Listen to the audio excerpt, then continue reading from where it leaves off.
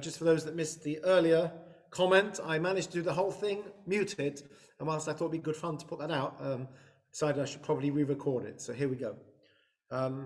Hi folks. This week we ensured we would have 3 Sifrei Torah, 3 scrolls.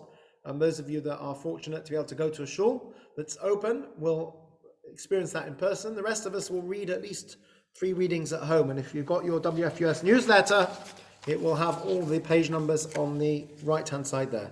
The first reading is the regular Parsha of the week, which is Mishpatim. The second reading is for Rosh Chodesh, the new month, because today and tomorrow is Rosh Chodesh. Also my 19th wedding anniversary, by the way, Rosh Chodesh Adar. So Mazel Tov to my wife and myself. And thirdly, it's the special Shabbat known as Shekalim. There are 4 special Shabbases around this time of year, and Shekalim is the first of them, where we read a different extra reading, a different maftir. So tomorrow's maftir is all about the half shekel, the first poll tax, the first community charge in history. And God tells Moshe to tell everyone that you will each bring half a shekel coin to basically fund the necessary expenses of the Mishkan of the Tabernacle. There are many lessons we learn from this. I want to just quickly focus on one particular idea. Rashi, at the beginning of the reading, God says to Moshe, each person should give half a shekel, and he says, Zeh yitnu, and the word zeh in Hebrew means this. But in biblical Hebrew, it's often used to illustrate pointing with the finger. So God's saying to Moshe, this is what you should do, like this, let me show you. So Rashi says, what's the visual aid? So Rashi, the famous commentator, says that God showed Moses, a coin of fire. Curious thing. What's going on here? I don't know about nowadays, but at least till a generation ago, everybody knows what a coin looks like, right? You don't need God to tell you what a coin looks like. So what was so difficult for Moshe that when Hashem says this is how to do it, he has to show him an actual diagram? I don't understand. Now there's another place that God shows Moshe a fiery vision, and that is with the menorah. When God says to build a menorah, he says make it out of metal, beat it out of one piece and shape it and craft it. And this is how you should do it. V'zeh maseh menorah. This is the act of the menorah. Rashi says there, God showed Moses a fiery menorah, a vision of a menorah in fire, that he should know what a menorah looks like. Now the menorah I understand. If you read the description in the Chumash, it's very detailed, it's very intricate. You could perhaps be forgiven for, I don't know what a menorah looks like. Give me a vision of a menorah. Help me here. Fine. So God shows Moshe a vision, a visual aid, a menorah made of fire, a vision, a dreamer, whatever, a vision of a menorah. But a coin, everyone knows what a coin looks like. What is God doing? What is going on here that Moshe has to see a vision? Just give a blooming coin. What's the big deal? It's a very simple and a very profound explanation. What does Rashi say? Rashi says that God showed Moshe a coin of fire. What's Moshe's question? His question isn't about the coin. He knows what a half shekel looks like.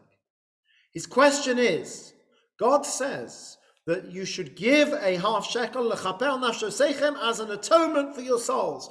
Any sins you've done, an atonement. An atonement, we think of Yom Kippur, 25 hours fasting, most of it in shul. Hard work.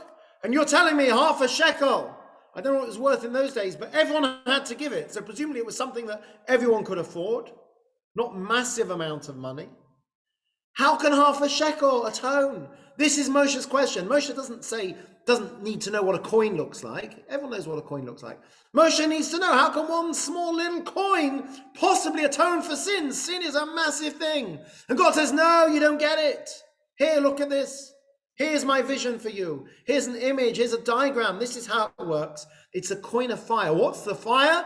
The fire is the passion, the energy, the fire with which we do the mitzvah. It's not the half shekel. It's the excitement, the zeal, the enthusiasm, the energy, the fire with which it is given, the passion, the heat. Yes, says God, when you do that, you give a coin with excitement, with enthusiasm, with fire. Even just a small coin can have a tremendous effect. So much so, says Hashem, it can even atone for sin. It's not the act itself. It's the spirit in which it's done and the energy and the fire with which it's done.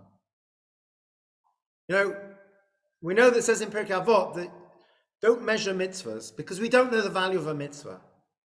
The truth is every mitzvah has infinite potential, because when we do a mitzvah, when we follow one of the commandments of the Torah, we are connecting the physical world with the infinite spiritual world of God.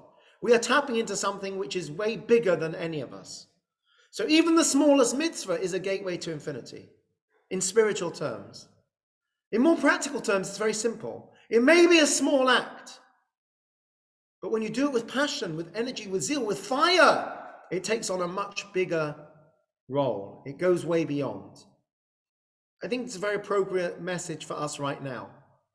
Many of us are not able to do the things we would normally do, whether it's in our working lives, our family lives, our religious lives, our community lives. We're stymied by so many things. And it's easy to think, does it really make a difference? We're coming up to Purim. I could understand. The person might say, normally I do a few dozen packages of Mishach Manot. I take them to my family and friends and neighbors, to the rabbi. Do you know what? I just won't bother this year. Is it really going to make a difference if I just take one package to one person and I tick the box of doing the mitzvah? Normally I give to charity and people come knocking on the door and we give them and it's really nice and the kids go around collecting for charity. It's not going to happen this year. Do I really have to put myself out? Do you know what? I'll leave it for this year. Do I have to really go and find a way to give online or whatever? The shul's not open. Do I really have to sit and read the learning? A couple of members put me to shame. They ask me questions on the Haftarah every week. I wish I could say that I read through the Haftarah in the same way that they clearly do, reading and understanding it. It's amazing.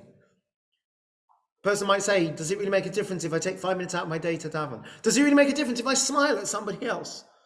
Or use a nice pleasant word with somebody? I don't feel in the mood for it. And the answer is yes. Because even a small act can have tremendous power.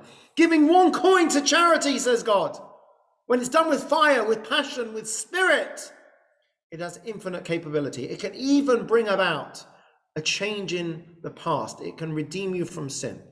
We should never ever devalue even the smallest of acts. 1 coin in charity, 1 coin to charity, when done with the right enthusiasm and energy, can bring about redemption. And that's the message of Shekalim. And I think it's a very appropriate message for us right now. In lockdown, at home, restricted in many ways, we should never forget the power of even a small act. When done with the right enthusiasm and the right spirit, it can bring about huge things in this world. May all of us merit that even the smallest things we do, the little mitzvahs, nonetheless, have a huge impact. And may we merit to do them with true energy and enthusiasm and spirit, even in these challenging times. I wish everyone Shabbat Shalom. Have a good Shabbos and stay safe and stay well.